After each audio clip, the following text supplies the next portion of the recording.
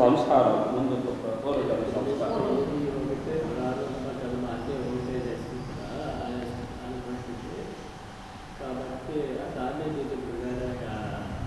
లోపలికి పోవాలి కదా, ఇంకా మరి లోపలికి పోవాలి కదా. ఇప్పుడు ఇంటి దగ్గరికి వచ్చేసినాము, ఈ ఇల్లు అన్నాము, ఈ ఇల్లు అన్న తర్వాత తలుపు తీయాలన్నా వద్దా? తలుపు తీసి లోపలికి పోవాలిగా.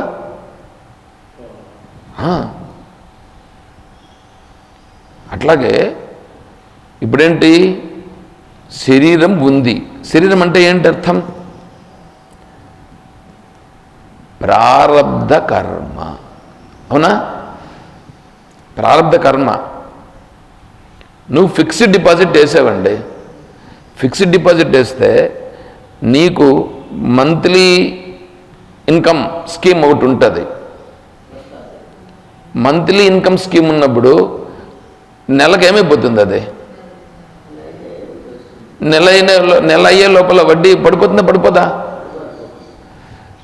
ఇప్పుడు నువ్వేం చేసావు? అక్కడ డిపాజిట్ వేసావు, వచ్చేస్తుందా లేదా? అదేవిధంగానే ఈ శరీరం వచ్చేసింది ఇక్కడికి.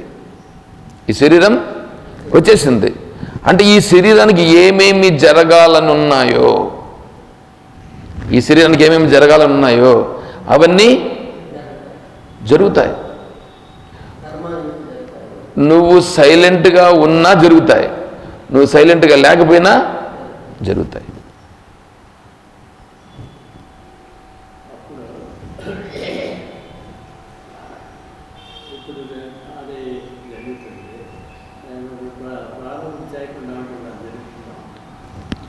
ఉండి చూడు, ఉండి చూడు, అర్థమేనా? దాన్నే చెప్తాండి. అది సన్యాసి, నిజమైన సన్యాసి ఎలా ఉంటారు? నిజమైన సన్యాసి అలా ఉండేవాడు నిజమైన సన్యాసి. అర్థమేనా? మనం కూడా అలా ఉన్నామనుకోండి, మనం కూడా అలా ఉన్నామనుకోండి, అప్పుడు మనం కూడా నిజమైన సన్యాసులమే.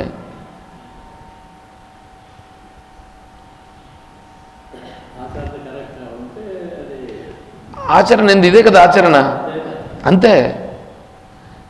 దీని కొరకు ఇప్పుడు నేనేమంటున్నానంటే, ఇక్కడికి తీసుకోవాలండి. ఇక్కడికి తీసుకుపోవడం కోసం కానీ నేనేమంటున్నానంటే, మనం ఒక నిర్ణయం తీసుకోలేమా? ఇప్పుడే మీరు అన్నారు ఏమని, నేను తెలివిగా ఉంటాను అని అన్నారు కదా. తెలివిగా ఉంటాను అనే దానికోసమని ఏం చేయాలంటే, ఇప్పుడు మన మనస్సు ఏం చేస్తా అంటే విషయాలు లేకపోతా ఉంది, మన మనస్సు విషయాలు లేకపోతా ఉంది. దాన్ని నేనేమంటున్నానంటే, ఒక టైం పెట్టుకుంటాం. నేను నా మనస్సును విషయాల్లోకి పంపించను. ఎందుకంటే ఇప్పుడే నువ్వు నిర్ణయం తీసుకోమని నేను చెప్పట్లా, ఇప్పుడే నిర్ణయం తీసుకోమని నేను చెప్పట్లేదు. ఎందుకంటే ఇప్పుడు భార్య, పిల్లలు, పెళ్లి కాకుండా ఉండేవాళ్ళు, ఇట్లాంటి వాళ్ళు నా పైన ఆధారపడి ఉంటే అప్పుడేం చేయాలంటే, ఇప్పుడు పిల్లలు ఆధారపడి ఉన్నారు కాబట్టి వాడిని పెంచి పెద్ద చేయడం ఏదో నా కర్తవ్యం, నా బాధ్యత ఉంటుంది, దాన్ని చేయాలి. వాళ్ళకి పెళ్ళిళ్ళు అయిపోయినాయి. పెళ్ళిళ్ళు అయిపోయిన తర్వాత ఎవరిదండి బాధ్యతంగా?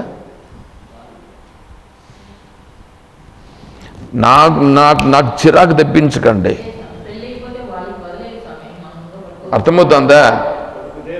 అంతే అంతే.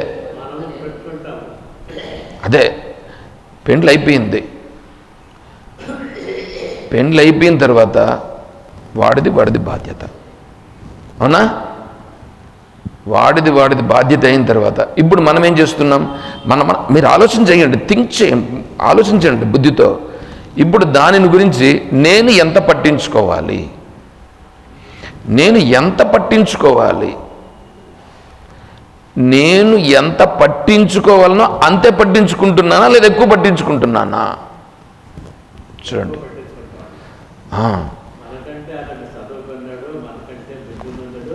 అయితే కూడా దాన్ని లెక్క చేయకుండా మనమేమో పెద్ద అనుభవస్తులు మాదిరిగా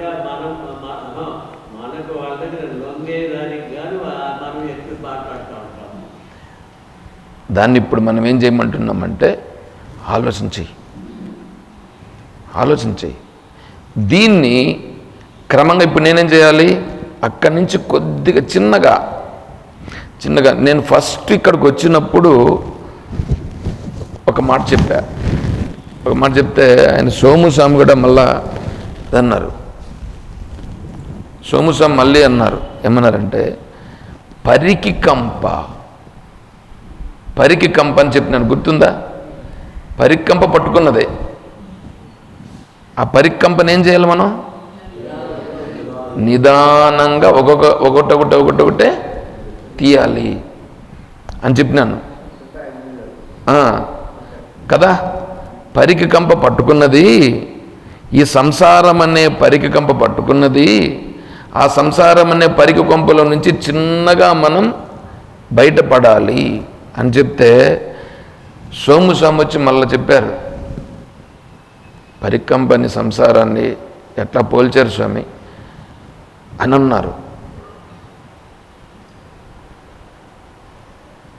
మిగతా ఎవ్వరు నాతో అనలా.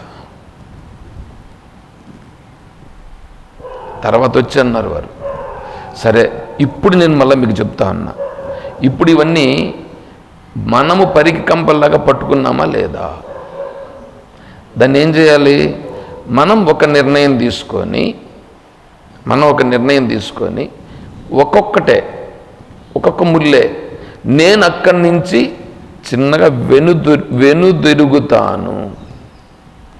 ఇది తీసుకోవాలంటారు వద్దంటారండి? ఎప్పుడు తీసుకోవాలంటారు? ఇప్పుడు నిర్ణయం తీసుకోండి.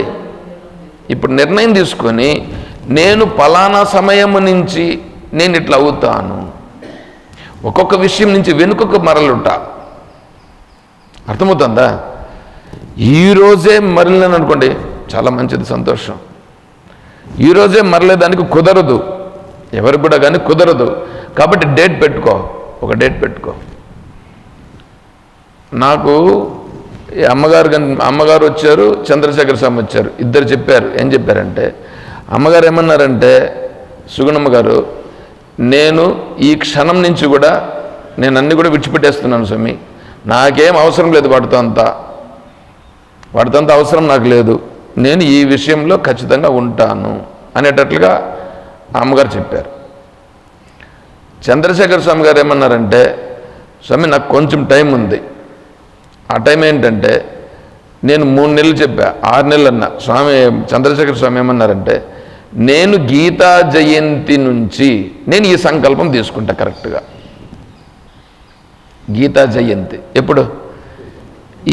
ఈ సంవత్సరం డిసెంబర్లో గీతా జయంతి వస్తుంది. డిసెంబర్ నుంచి గీతా జయంతి రోజు నుంచి నేను ఖచ్చితంగా ఈ సంకల్పం తీసుకుంటాను అన్నారు కదా చంద్రశేఖర స్వామి, అన్నారుగా. మీరు అమ్మగారు అన్నారు లేదా?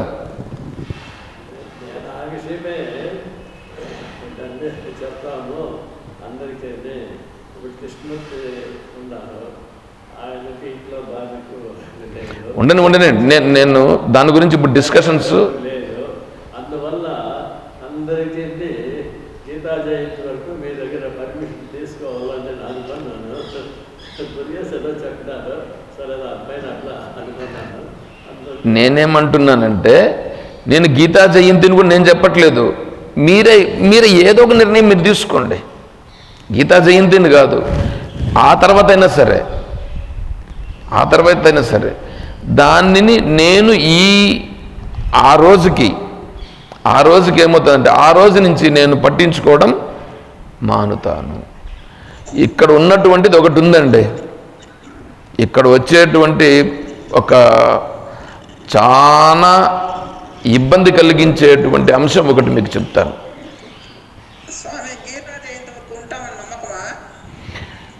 ఇప్పుడే తీసుకో నిర్ణయం.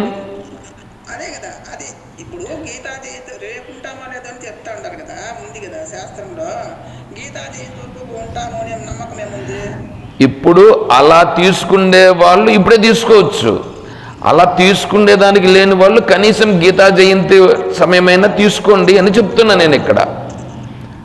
అలాగా.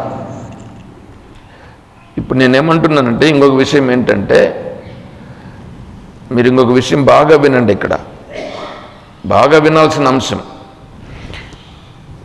ఇక్కడ ఇప్పుడు నేను చెప్తున్నాను చూడండి, మీరు మీ మనస్సులో ఈ నిర్ణయం తీసుకోవాలని చెప్తున్నా కదా, నేను చెప్తున్నాను లేదా? ఇప్పుడు స్వామీజీ యొక్క క్లాసెస్ ఎట్లుంటాయంటే, మన స్వామీజీ క్లాసెస్ ఇప్పుడు తెలివి ఉందిగా, మనం తెలివి ఉన్నాగా, ఆ తెలివియే నేను అని ఉండుము. జస్ట్ అయిపోయింది. తెలివియే నేనని ఉండుము అనే కారణం చేత స్వామీజీ క్లాసెస్కి వచ్చే వాళ్ళందరూ కూడా వాళ్ళు ఎట్లంటున్నారంటే, నిన్న ఒక విషయం చర్చ వచ్చింది. మన శాంతానంద సరస్వతి స్వామి నేను ఇద్దరు చర్చ చేసినాం. శాంతానంద సరస్వతి స్వామి ఏమన్నారంటే, వాళ్ళు ఉన్నారు చూడండి, మిగతా వాళ్ళు ఎవరు స్వామీజీ క్లాసెస్కి వచ్చేవాళ్ళు, వాళ్ళు స్వామీజీ క్లాసెస్ విని శాంతానంద సరస్వతి స్వామిని గురించి స్థితప్రజ్ఞానంద స్వాముల వారితో అన్నారట. ఏమని?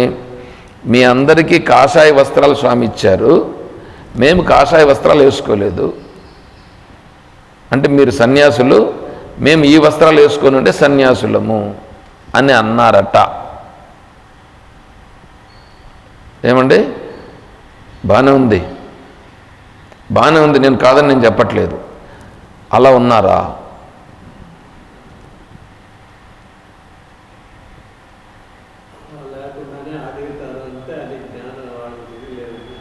అలా ఉన్నారా? అలా అన్నారు వాళ్ళు. ఏమన్నారు? ఇప్పుడు కాషాయ వస్త్రాలు వేసుకున్నారండి. కాషాయ వస్త్రాలు వేసుకోవడం అనేటువంటిది, ఇప్పుడు నేను అనుకోండి, నేను పెండ్లికి పోతే బాగుంటుందా? బాగుంటుందా?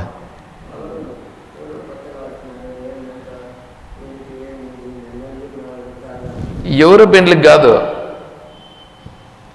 ఎవరు పెండ్లికి కాదు, ఎవరు పిలిచారు, నన్ను ఆహ్వానించినారు. మీరే మీ మనవరాలు పెళ్ళికి పిలిచినావు అనుకో, నేను వచ్చినాను అనుకో, బాగుంటుందా?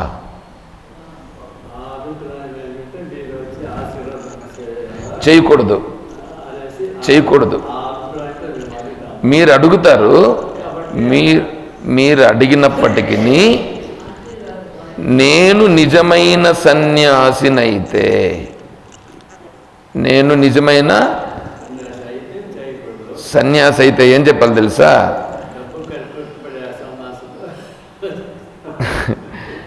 నేను నిజమైన సన్యాసినైతే వాళ్లకు నేను చెప్పాల్సి ఉంటుంది. ఏమని? సంసారం యొక్క గొప్పతనాన్ని వాళ్ళకి చెప్పాలి. సంసారం అంటే ఏంది? ఇప్పుడు సంసారంలో అతను పడి మునిగిపోయేదానికి సిద్ధంగా ఉన్నాడా, లేకపోతే తేలేదానికి సిద్ధంగా ఉన్నాడా? ఇప్పుడు నేనేం చెప్పాలా? నాయన మునిగిపోతామని చెప్పాలనా, లేదా తేలుతామని చెప్పాలనా? మునిగిపోతామని చెప్పాలి కదా. మునిగిపోతామని చెప్పేదానికి నేను అడిగి చెప్పినాను అనుకో, బాగుంటుందా?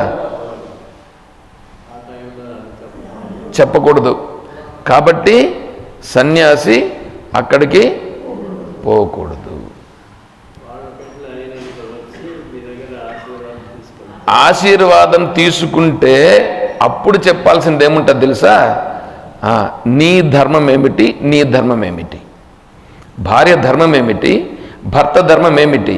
ఇప్పుడు మీరిద్దరూ కలిసి వివాహం చేసుకున్నారు కదా, ఎందుకు వివాహం చేసుకున్నారు, మీ లక్ష్యం ఏమిటి, దానిని ఇప్పుడు నిర్దేశం చేసి చూపిస్తూ, ధర్మ మార్గంలో చరిస్తూ, ధర్మ మార్గంలో మీరు ముందుకు వెళుతూ తత్వాన్ని తెలుసుకోవడం ఎలా అనే మార్గంలో మార్గనిర్దేశం చెయ్యడం.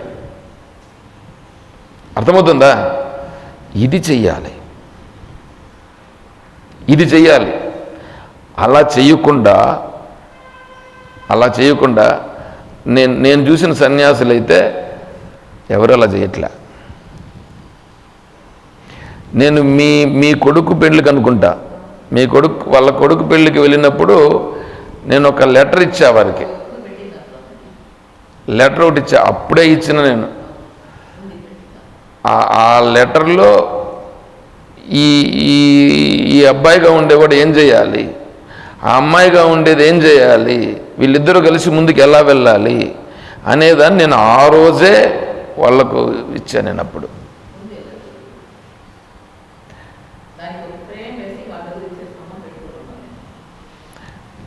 విషయం అది, మనం అలా చెయ్యాలి. అర్థమవుతుందా? అంటే సన్యాసిగా ఉండేవాడు ఏం చేయాలంటే ఉన్న తత్వాన్ని చూపించాలి, అంతేగాని మీరు దీర్ఘాయుష్మాన్ భవ, శతాయుష్ పుత్ర పౌత్రాభాన్, ఎంతో 100 మంది అంటే పిల్లలు కలిగే కొద్దిగా ఏమవుతాడు వీడు? పిల్లలు కలిగే కొద్దికి వీడేమవుతాడు? ఇంకా మునగడమా లేదా తేలడమా? అర్థమవుతుందండి? పిల్లలు వద్దని నేను చెప్పట్లా, 2 పిల్లల్ని కనండి. చెప్పినాం కదా, పితృరుణం తీర్చుకోవాలని చెప్పాం కదా. పితృరుణం కోసం గాను 2 పిల్లల్ని కని ఆ 2 పిల్లలను మీ తరఫున నిలబెట్టి మీరు మళ్ళీ అక్కడి నుంచి బయట వచ్చేయాలి. అర్థమవుతుందా? ఇప్పుడు మనం ఆ నిర్ణయం తీసుకోవాలి. నిర్ణయం తీసుకొని నేను ఫలానా సమయం నుంచి నేను ఏమండి, అలాగా చాలామంది ఏమైపోతున్నారంటే నేను తెలివి స్వరూపుడును, నేను మోక్షమును పొందినాను, నేను ఆత్మస్వరూపం అని అంటున్నారు. ఒక అతను అన్నాడట, కువైట్లో ఉన్నాడంట అతను. కువైట్లో ఉండి ఇప్పుడు స్వామి మేము తెల్ల బట్టలు వేసుకొని సన్యాసులం అని అన్నాడు అతను. అని మళ్ళీ స్థితప్రజ్ఞానంద స్వామి దగ్గరికి వచ్చి, స్వామి నా కొడుకు పెండ్లి కాలేదు, నా కొడుకు పెండ్లి అయితే వచ్చే కట్నంలో నుంచి నీకు ఒక కారు తీసిస్తా, నా కొడుకు పెండ్లి అయ్యేటట్లుగా మీరు చెయ్యండి, అలా ఆశీర్వదించండి అని అన్నాడట. ఇప్పుడు మీరు చెప్పండి, అతను తెల్ల బట్టలు వేసుకున్న సన్యాసియా?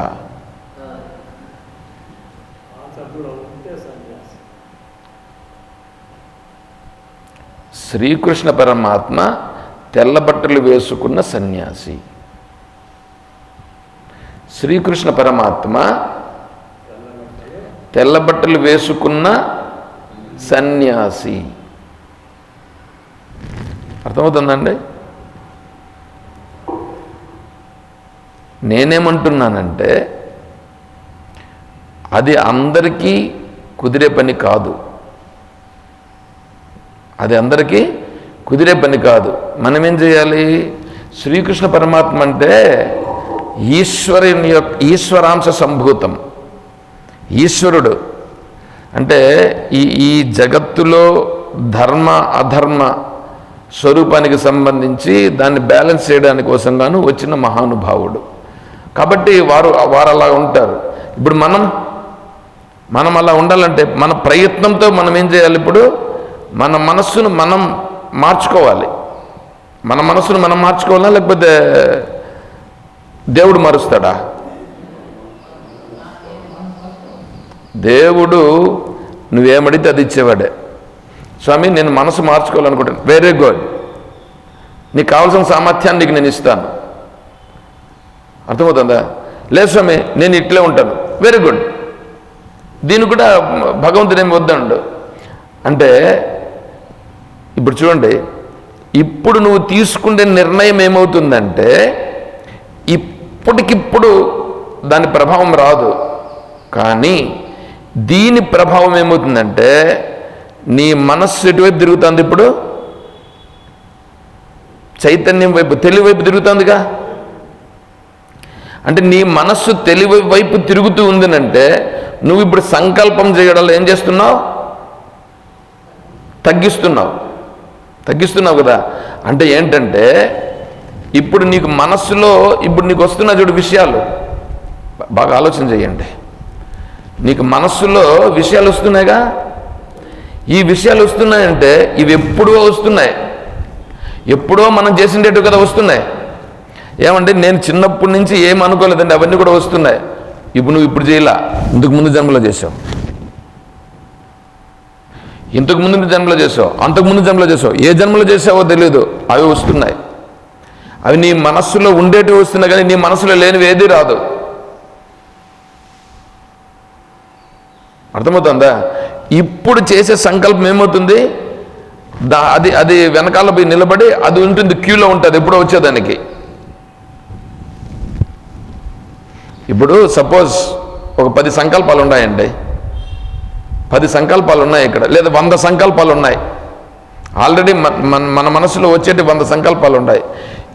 అవి కాదని ఇప్పుడు కొత్తగా సంకల్పం ఒకటి చేసినాం. కొత్తగా సంకల్పం ఏమంటే, కొత్తగా ఇప్పుడు ఈ ఊర్లో ఒక ఫ్యాక్టరీ పెట్టాలనుకున్నాను. ఫ్యాక్టరీ పెట్టి ఆ ఫ్యాక్టరీలో కొంతమందికి నేను జీవనోపాధిని కల్పించాలని అనుకుంటున్నాను. ఈ సంకల్పం వచ్చింది. ఇది ఇప్పుడు 101వ సంకల్పం అయిందా లేదా? 101వ సంకల్పం అంటే ముందర 100 సంకల్పాలు అయిన తర్వాత 101వ సంకల్పం. ఆ సంకల్పం పోలా, వీడు ఫ్యాక్టరీ పెట్టాలనుకుంటున్నాడు, బాగా దృఢమైంది. ఆ ఫ్యాక్టరీ కోసం సైట్ కూడా ఉంది. ఆ సైట్లో ఏం చేశాడంటే దాన్ని గుణాతలు కూడా తీసించాడు, ఇంకా బిల్డింగ్ స్టార్ట్ చేస్తున్నాడు. వాటన్నిటికీ పర్మిషన్ అంతా వచ్చేసింది. ఇప్పుడు వీడి మనస్సులో ఫ్యాక్టరీ నేను పెడుతున్నాను దృఢమైందా కాలేదా? దృఢమైందిగా. వీడి శరీరం పడిపోయింది, పోయింది, శరీరం పోయింది. ఈ సంకల్పం పోయిందా? సంకల్పం అట్లే ఉందిగా. అదేమవుతుంది? నెక్స్ట్ జన్మ వస్తుంది చూడండి. నెక్స్ట్ జన్మలో ఈ 100 సంకల్పాలు అవి పోలా, ఇంకా 100 సంకల్పాలు వచ్చి 101వ సంకల్పం అది ఉందిగా, అవి కూడా వస్తూ ఉంటాయి. నువ్వేమరంటే నువ్వు ఎప్పుడైనా ధ్యానం చేయడానికి కూర్చుంటావు అనుకో నెక్స్ట్ జన్మలో, ఎందుకంటే ఈ శాస్త్రాన్ని వినుంటావుగా, అందువల్ల నువ్వు కూర్చుంటావు. ఇప్పుడు నీ మనస్సులో ఇవన్నీ వస్తాయి రావా? ఈ 100 సంకల్పాలు, ఈ 101వ సంకల్పం ఏది, ఫ్యాక్టరీ పెట్టుట అనే సంకల్పం కూడా నీ మనసులో వస్తుంది. చూసారా? నేనేమంటున్నానంటే ఈ 100 సంకల్పాల గురించి ఇప్పుడు నువ్వు పట్టించుకోవద్దు, అది ఉండని. 101వ సంకల్పం చెయ్యొద్దు అని అంటున్నా నేను. 101వది అంటే ఇప్పుడు నుంచి నేను సంకల్పాలు చెయ్యను అంటే అప్పుడు ఏమవుతుంది, నీ దగ్గర ఉండే సంకల్పాలను తీసేస్తే సరిపోతుంది. అర్థమవుతుందా? అర్థం కాలేదా? ఇప్పుడు ఆల్రెడీ నా దగ్గర సంకల్పాలు ఉన్నాయి, మనసులో ఉన్నాయి లేదా సంకల్పాలు? ఆల్రెడీ సంకల్పాలు ఉన్నాయి. కానీ మనం ఏం చేస్తున్నాం, ఇప్పుడు మళ్ళీ ఆ సంకల్పాలకు తోడు ఇప్పుడు మళ్ళీ సంకల్పాలు చేస్తున్నాం. ఇప్పుడు ఈ సంకల్పాలని తీసేది కష్టంగా ఉంటే వీటిని మళ్ళా వచ్చి వేరేటి పెడుతున్నాం కదా. నేనేమంటున్నానంటే ఇప్పుడు మనం చెయ్యాల్సినవి మాత్రం చేసుకుంటూ, అంటే మన జీవనము గడిచేదానికి, మనం జీవనం గడిచేదానికనంటే మీ ప్రారంధం అనేది ఉందండి. ప్రారంధం అనేది ఉంది. నేను ఇది ఖచ్చితంగా చేసి తీరాలనా వద్దా అని మీరే నిర్ణయం చేసుకోండి. మీరే నిర్ణయం చేసుకొని, ఎందుకంటే శాస్త్రం మీకు తెలుసు కాబట్టి ఇది నేను ఖచ్చితంగా చేసి తీరాల్సిందే, ఇది చేసి తీరకపోతే కుదరదు అనే నిర్ణయాన్ని మీరు తీసుకోండి. అది తీసుకోవాలంటే కూడా మీకు ఒక గట్స్ కావాల. గట్స్ అంటే ఒక ధైర్యం కావాలా, శాస్త్రం ప్రకారమైనటువంటి దృఢత్వం కావాలా, ఈశ్వరుని పైన నమ్మకం కావాలా. ఈశ్వరుని పైన నమ్మకం ఉండేటువంటి వాడు మాత్రమే ముందుకు రాగలుగుతాడు. ఆ ఈశ్వరీయ జ్ఞానము దృఢమయ్యేదాని కొరకే విశ్వరూప సందర్శన యోగము. ఆ ఈశ్వరుని పైన ఈశ్వరుడున్నాడు, నా ప్రారంధాన్ని అనుసరించి జరిగేటట్లుగా కర్మఫలాలను ఇస్తున్నాడు, అవన్నీ ఇచ్చేటువంటి వాడు ఈశ్వరుడున్నాడు. నా శరీరం ఉంది. ఈ శరీరం ఉందంటేనే ఫిక్స్డ్ డిపాజిట్. ఇది ఫిక్స్డ్ డిపాజిట్. ఏదే ఈ శరీరం ఫిక్స్డ్ డిపాజిట్ ఆల్రెడీ వచ్చేసింది, వేసేసినాం. ఈ డిపాజిట్ ఇచ్చి పంపించేశాడు భగవంతుడు. దీనికి ఏమేమి జరగాలనో, ఏమి జరగాలనో, ఎప్పుడెప్పుడు ఎలా జరగాలనో జరిగే తీరుతాయి. నువ్వు ప్రయత్నం చేసినా జరుగుతుంది, నువ్వు ప్రయత్నం చేయకపోయినా జరుగుతుంది. ఇప్పుడు నేను చేయాల్సిన ప్రయత్నము ఈశ్వరుని వైపు వెళ్ళుటయా, లేదా మళ్ళీ సంకల్పాలను చేసి ప్రపంచం వైపు వెళ్ళుటయా, అది మీ చేతుల్లోనే ఉంది. అర్థమైందా? ఇప్పుడు అలా తీసుకుని మనం వెనుకకు మరలుట. ఈ పాయింట్ చెప్పడం కొరకే నేను నిన్న మొన్న ప్రయత్నం చేశాను. అర్థమవుతుందా? సరే, ఇప్పుడు ఇక్కడికి నిలుపుదాం. దీన్ని మళ్ళీ రేపు కంటిన్యూ చేస్తాం. అంటే ఇక్కడికి మీకు అర్థమైంది. ఇక్కడికి మీకు అర్థమై ఉంటే ఇంక మీరు నిర్ణయం తీసుకోవడంలో ఉంటుంది. నేను శాస్త్రం చెప్పేది కూడా అప్పుడు ఏమవుతుందంటే, అప్పుడు ఇది కొద్దిగా మనస్సులోకి వెళ్ళి కొద్దిగా దృఢమవుతుంది. నిర్ణయం తీసుకుంటే చాలు. అప్పుడు మనస్సు ఎటువైపు పోతా ఉంది? ఇక్కడే ఉంటాం. ఎక్కడ? సంసారంలోనే ప్రస్తుతానికి ఉంటాం. కానీ నిర్ణయంలో ఎట్లొచ్చింది? నేను ఈశ్వరుని వైపు వెళుతాను అని నిర్ణయం వచ్చింది. అందువల్ల సంసార విషయాలు ఏమవుతాయి? కొద్ది కొద్దిగా మనమే విడిచిపెట్టేదానికి ప్రయత్నం చేయాలి. అర్థమవుతుందా? అది చేస్తూ రండి ఫస్ట్. అది ఫస్ట్ చేస్తే దీనిని ఎట్లా పోగొట్టుకోవాలనేది మళ్ళీ మనం క్లాసులో మళ్ళీ వస్తుంది. ఓకేనా? ఓ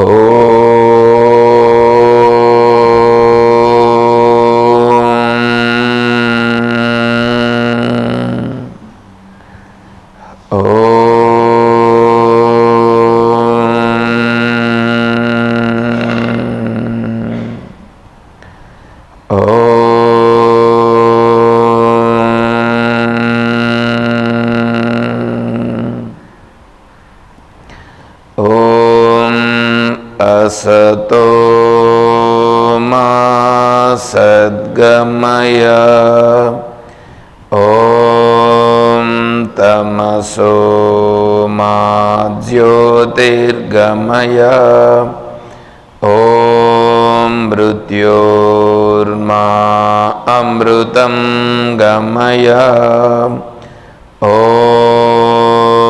शान्तिः शान्तिः शान्तिः हरिः ॐ तत्सत् ॐ सर्वं श्री सद्गुरुचरणारविन्दार्पणमस्तु। ॐ जय बोलो श्री कृष्ण परमात्मा की जय, बोलो गीता माता की जय, बोलो भक्त मंडली की। हर नमः पार्वती पतये। जय सीताराम। हरिः ओम तत्सत्। ओम हरिः ओम ओम।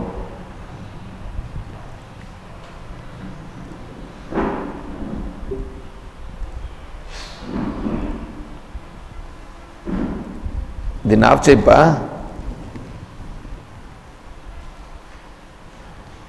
రెడ్